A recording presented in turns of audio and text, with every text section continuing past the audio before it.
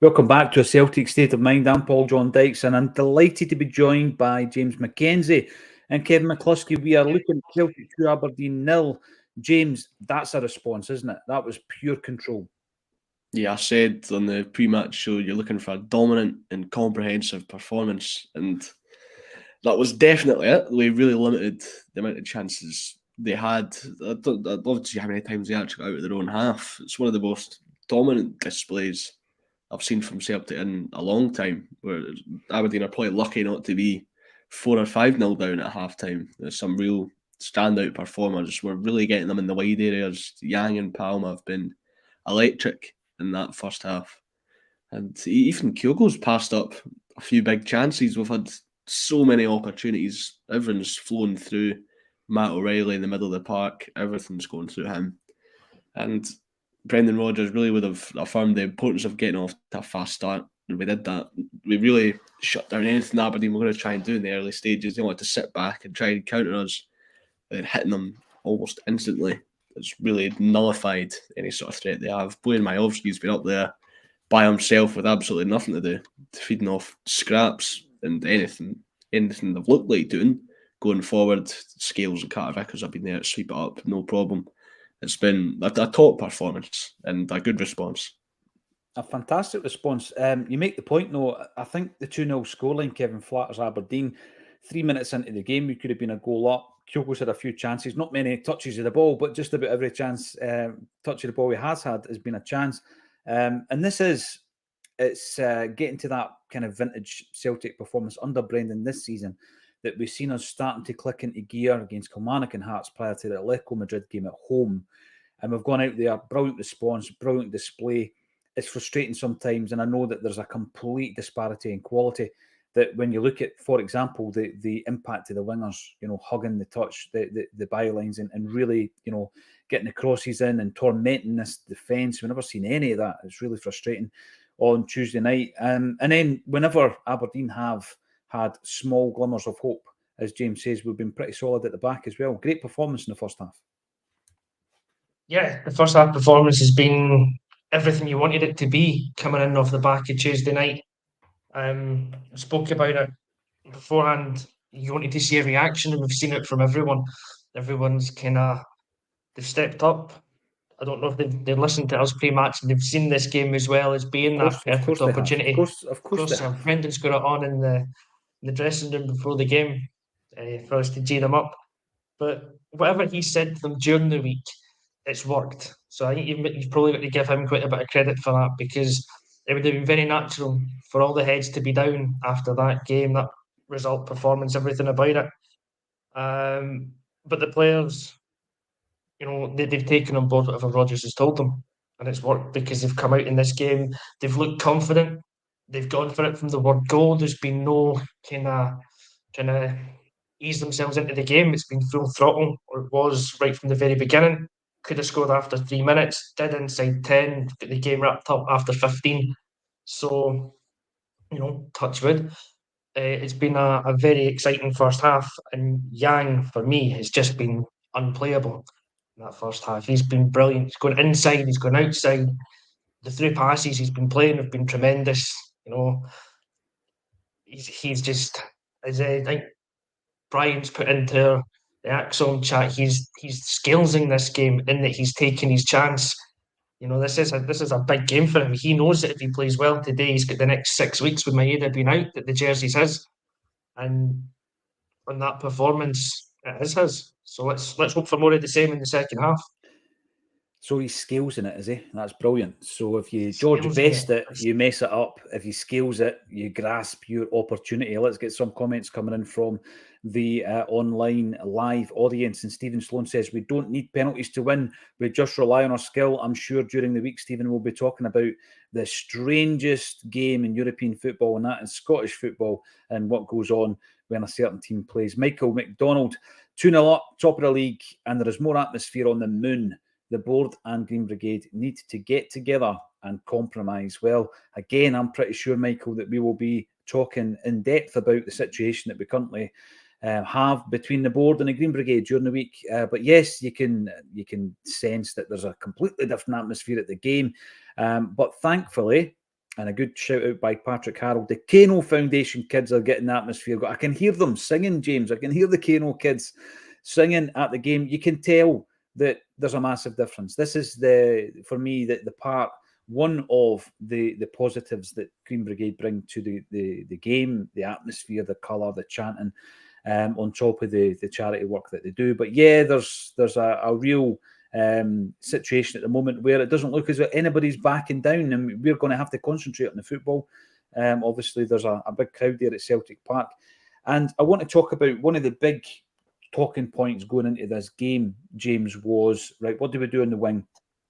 Palmer's come in. He's taken his opportunity since he's been introduced to Celtic's first team, insofar as that he's now a first pick. Maeda drops out due to injury. Who do you pick? And when you think about it, your predicted lineup was Yang. He has grasped this opportunity. He looks dangerous. And the thing that's obvious about him is the trickery, his link-up play, the way he's got his goal as well, which was really, I thought, pretty well taken, really composed. But again, I've said it before and I'll say it again, I think his defensive work's good. Yang is good defensively. There was a moment where Aberdeen could have broken. He's won the ball right in the middle of the park and he starts another attack for Celtic. And it's a part of his game, I think, if you're a Celtic winger, that's really going to be important for us, because we're going to miss that from Maeda. Yeah, we've been almost tripling up on that. So Aberdeen's left flank, because Cameron Carter-Vickers has often been further wide on the right than Alistair Johnson has. He's been coming across quite a lot. And Yang's been doing a lot of the defensive work as well. He's got a real sort of energy about him. You mentioned the trickery. There's some occasions where he overruns the ball, but he's 21. He's still a pretty raw player. And there's going to be plenty of room to develop in his game. But the early signs are that he's a really positive player. He's really been grabbing this game by the scruff of the neck. Everything is going for him down that right flank, and I think Jack McKennie's going to be having nightmares about him tonight. He's been causing him all sorts of problems, coming inside, going outside, and as Kev mentioned with his passing as well for the second goal, it's absolutely brilliant the way he just slips Matt O'Reilly in. I'm seeing people talking about O'Reilly in the comments, and I mentioned it at the start of this halftime preview. I think Matt O'Reilly's been phenomenal. The spaces he's picking up, the passes he's playing. I remember you pulled me up midweek because I gave Matt O'Reilly a 5, same rating as Joe Hart. That was because I thought he was one of the only players really showing any sort of initiative in that game. And I thought today he was really showing the initiative as well in that first half. Everybody just has a willingness to get forward. They're not wanting Aberdeen to get forward at all. We're completely pinning them back in their half, and it's complete domination. No, but the important thing about me pulling you up about him getting a 5 is that you basically said, suck it up, that's my rating. And we moved on. I felt he looked a wee bit subdued, Kevin, and maybe that is because a lot of the focus of that first half on Tuesday night wasn't really on our creative force. And obviously in the second half, it just kind of whitewashed everything away with that 4-0 second half deficit as well. O'Reilly's been superb today. There's absolutely no doubt about that. He's been fantastic. The way that he links up with and quickly with guys like Kyogo and Yang in the first half there has been great to watch, a joy to watch. And I guess that when we were talking at the beginning of the game about losing quality, he is another guy that's been mentioned in dispatches about January. Brendan Rodgers, if he needs to fall out with the board, has to put that message across. We cannot afford to lose another first-team starter, and particularly someone as gifted as Matt O'Reilly. Not at this stage, Kev. No, definitely not. There's, I don't know, maybe 10 other first-team players you would sell before him. He's that important to us. And, Rodgers stood up for that in the summer, and he was quite right to when that £10 million bid came in, and he's laughed it off because was it just his right leg they were wanting to buy for that? O'Reilly's an absolutely top class player. He's got the potential. He's got the ceiling to go as high and as far as he wants in the game. I've said it here before. Like, we'll enjoy him while we've got him, because maybe this time next year he won't be here, but I'm pretty sure he'll be here in January. And I don't think he's one of those players that'll ever really push for a move, because he knows his career path. I think he knows where he wants it to go, and he knows that right now Celtic's the place for him to be, to develop. He's going to get first team football. He's going to win trophies. He's already done that. He'll get international recognition playing for Celtic. He'll get games in Europe. And then every now and again, for want of a better expression, he'll get a wake-up call as to what happened on Tuesday night. Because we were raving about him after the first game and saying O'Reilly's cemented himself. He deserves to play Champions League level football because he was brilliant. And then it was a completely different game on Tuesday and he couldn't get into it. But he's a smart and intelligent guy, so he'll probably take that away as an absolute learning curve and learning experience to become an even better player. And then you see him when he's back in a game like today. Some of his link-up play has been phenomenal. The wee one-touch passes, the drag backs, the back heels, the ball over the top for Kyogo. I mean, everything. You could sit and do the whole half-time show just talking about the things that Matt O'Reilly did well in that first half, which would then do a disservice to Yang, who I thought was almost as good. Holmes done really well for a boy that's come in out of the cold, really, for his first league start this season. There's a lot of positives you can talk about in that first half. Well, I'm glad you brought Home up for two reasons. O'Reilly plays in such a way that it's very, very noticeable. There's moments in a game, James, that are memorable, and O'Reilly's involved in that side of the game. Home does a lot of the dirty work, I feel, and there was a lot of kind of work done in the midfield that maybe goes under the radar slightly because it's not the stuff that's finesse and flair and creativity, and it's the digging in and winning the ball and breaking down any kind of counter that Aberdeen have done. And I think Holmes done that really, really well. And also when you look at the starting lineup, something we never pointed out at the beginning of the game, for as much as we've been critical of the transfer window there in the summer, three of the guys have started today. Palmer, Yang and Home. And I think they're the three shining lights from the transfer window so far, James. Yeah, it's taken a couple of injuries to some key first-team players to do it, but we're finally getting to see them. And they've been top performers. I said before the game that the atmosphere was going to be pretty flat. But these players have their own motivation. They don't need the motivation from the crowd. They have the motivation as, this is the jersey that I need to take. I'm going to be the starting player in this position. And they've been taking it and running with it. Palmer's been causing a lot of problems. I've been touching on Yang most of the halftime show. But Palmer's just a threat every time he goes forward. If he has a bit of space and he has a bit of time to do his thing, then he's going to cause lots of problems. Because he seems like a one-dimensional player. When he's on the ball, he's going to cut in on his right foot. He's going to do it every single time without fail, yet teams can't stop him.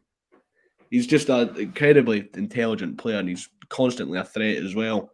There's so many positions where it looks like there's not a shooting opportunity available. Then all of a sudden the Aberdeen goalkeeper's having to scramble across his goal line to tip one over the crossbar. So he's a real problem. He only seems to be getting better. And I'd love to see what his numbers are like at the end of the season, because the fans are really taking to him. He's been a top performer.